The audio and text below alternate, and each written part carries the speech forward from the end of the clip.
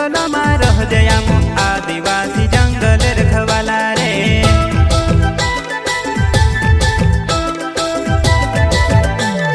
चल जंगल जमीन काजे पूजे रे आदिवासी दुनिया ने रखवाला रे। बाप देव खतरी काजे पूजे रे आदिवासी सबसे निराला रे।